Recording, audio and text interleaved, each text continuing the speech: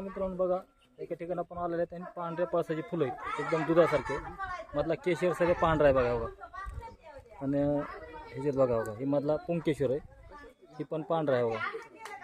आणि हे फुलं ह्याचं पांढरं आत्ता गळालेलं आहे. आणि ह्याचं बूड बघा, त्याचं बूड बी एकदम पांढऱ्या प्रकारचं आहे.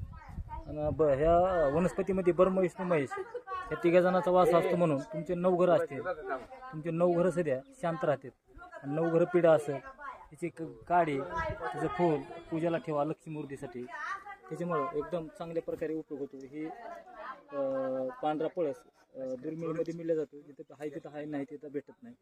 तर असं आपण एक दर्शनासाठी झाड भेट म्हणून, झाड भेट म्हणजे झाडाला भेटायचं असतं असं आल्यानंतर असेल आणि आपलं दुःख सांगायचं असतं की बाबा हे असं झाड भेट घेऊन ह्याला दुःख सांगितलं आपलं दुःख निवारण करायचं.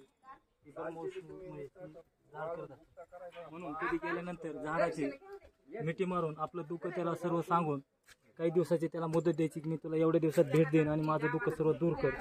तर झाड ब्रह्म विष्णू महेश या तिघा जणांचा ह्या झाडाचा वास असल्यामुळं तुमच्या जीवनातले सर्व दुःख दूर होऊन तुम्हाला त्याचा लाभ एक द्या.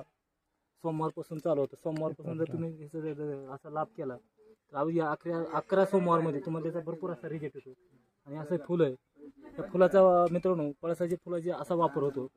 तुमच्या अंगात काही नकारात्मक शक्ती असेल, काही जादूटोणा करणे, बाणामध्ये आलेलं गेलेलं केलेलं ह्याचं एक फुलं 1 लिटर पाण्यात भिजत ठेवून तुम्ही नुसते त्याची आंघोळ करायची आणि 1 चमचा पाणी प्यायचं.